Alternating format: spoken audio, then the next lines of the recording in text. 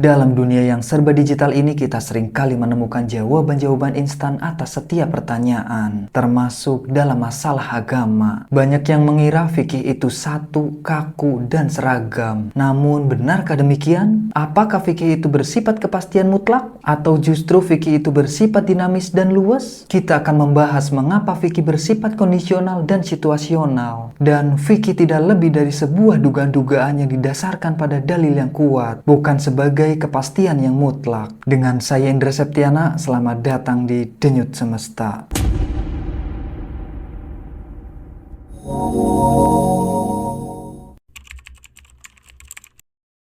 Mari kita pikirkan bersama, fikih adalah pemahaman terhadap syariat Islam. Sumbernya dari Al-Quran dan hadis. Tapi Al-Quran dan hadis tidak selalu memberikan jawabannya eksplisit untuk setiap masalah baru. Disinilah peran para ulama. Mereka melakukan ijtihad, yaitu proses berpikir mendalam untuk menarik kesimpulan hukum. Proses ijtihad melibatkan penafsiran, analogi, dan pertimbangan. Hasilnya, sebuah dugaan kuat tentang apa yang Allah dan Rasul inginkan. Karena itu adalah dugaan, maka tidak ada kepastian mutlak di dalamnya. Keberadaannya hanya mendekati kebenaran dengan probabilitas yang tinggi. Seperti seorang detektif yang menyimpulkan pelaku berdasarkan bukti-bukti yang paling meyakinkan. Bukan berarti dia 100% benar, tapi dugaannya adalah yang paling masuk akal.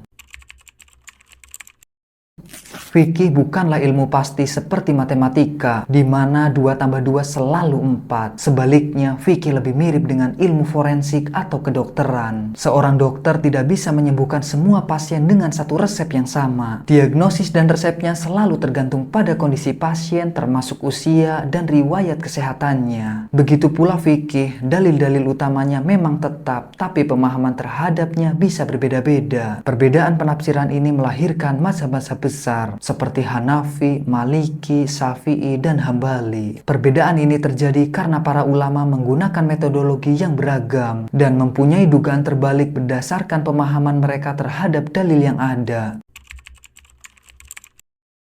Jadi fikih itu tidak hanya soal dugaan, tapi juga sangat kondisional dan situasional. Mari kita ambil contoh sederhana. Sholat hukum asalnya kita harus berdiri. Tapi bagaimana jika kita sakit? Fikih memberikan solusi. Anda bisa duduk, jika tidak bisa duduk, Anda bisa berbaring. Contoh lain, puasa diwajibkan bagi setiap muslim yang mampu. Tapi bagi yang sakit atau sedang dalam perjalanan jauh, mereka boleh tidak berpuasa dan menggantinya di hari yang lain. Ini menunjukkan bahwa fikih tidak memaksa. Ia mempertimbangkan kondisi dan situasi individu. Jadi tidak ada satu aturan tunggal yang berlaku untuk semua orang, di semua tempat dan di semua waktu. Dengan demikian, fikih bukanlah sebuah dogma yang kaku yang tidak bisa diganggu-gugat. Ia adalah hasil ijtihad manusia yang bersifat dugaan-dugaan terkuat. Karena sifatnya ini, fikih menjadi luas dan bisa menyesuaikan dengan kondisi dan situasi. Memahami ini akan membuat kita lebih toleran terhadap perbedaan, lebih bijak dalam menilai dan tidak mudah menyalahkan orang lain yang punya pandangan yang berbeda. Fikih ada untuk memudahkan, bukan untuk menyulitkan. Wassalamualaikum warahmatullahi wabarakatuh.